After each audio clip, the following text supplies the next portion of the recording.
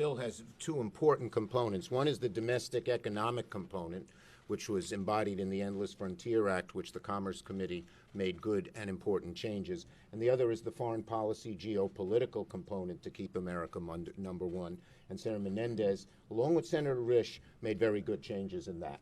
Okay? And, yes. Would you allow a vote on Senator Gillibrand and Senator Ernst's military sexual assault bill? And secondarily, how important is it for Senator McConnell to sign on and support this January 6th commission once it comes over to the We're going to bring it to the floor. I hope Senator McConnell will sign on. Here's Sherrod. I'll call on you in a sec. I hope Senator McConnell will sign on, but if he doesn't, I will still bring it to the floor, to the Senate floor. It's an important thing to vote on, and the American people should know where that's at. On your first question, I do support Senator Gillibrand and Senator Ernst's very good proposal on sexual harassment in the military, and I would hope to put that on the floor again. We're not going to become a legislative graveyard.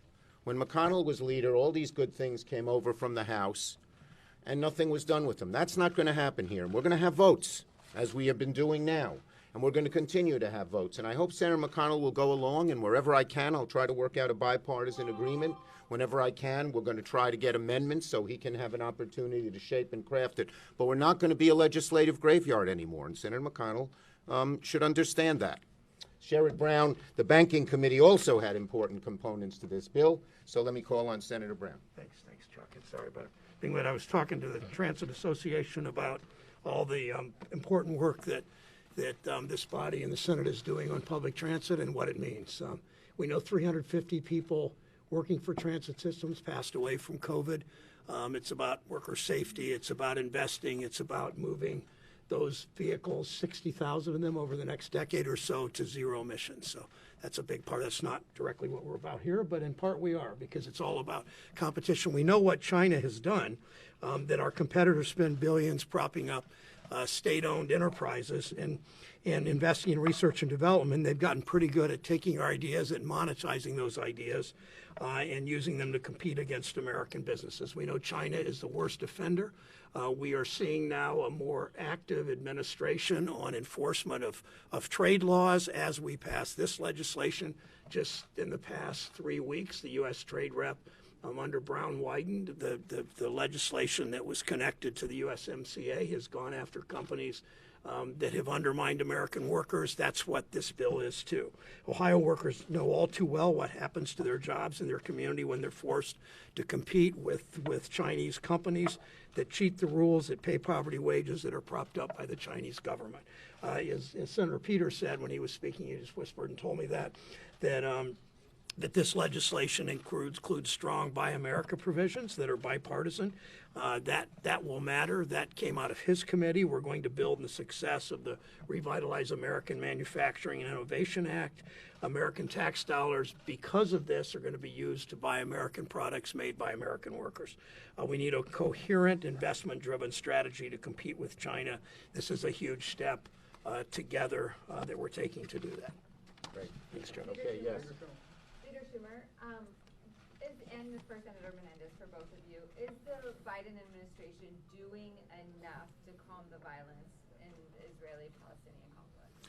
Well, look, I rest by the statement that I agreed to yesterday and support completely that Senators Murphy and Young put out.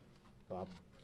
Well, look, I think the administration, as both Secretary Blinken and the president himself, are engaged in robust diplomacy that is behind the scenes, that is directly with the Israeli government, that is directly with Egypt and a series of other partners in the region to bring an end to the conflict.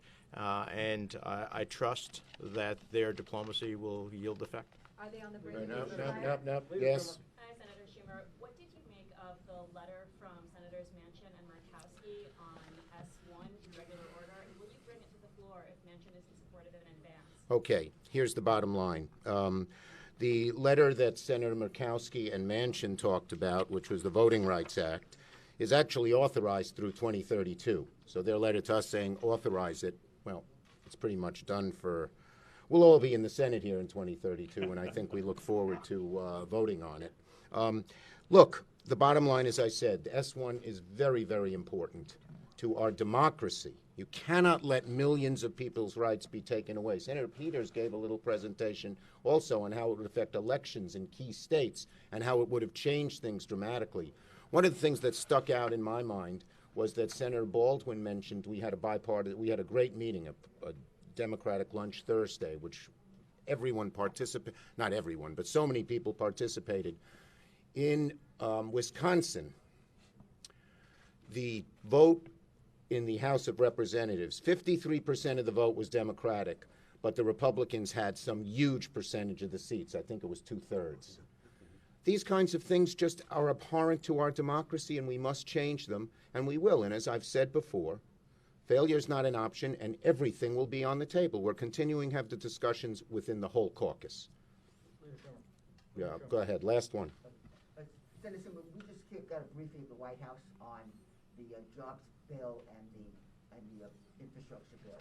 In both cases, the question for you and Senator Menendez also, will you support any of those bills and demand that a SALT repeal or a partial cap be part of any final legislation? I am strongly for the SALT repeal, the cap be removed, and will do everything I can to get it done.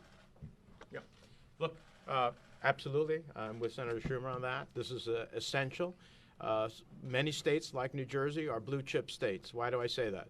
Because we create more revenue and give more money to the federal treasury than we get.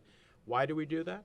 Because we make investments in the best public school education in the nation. We make investments in our transportation. We make investments in our research and development. And that generates for us the revenue that we share with the rest of the nation.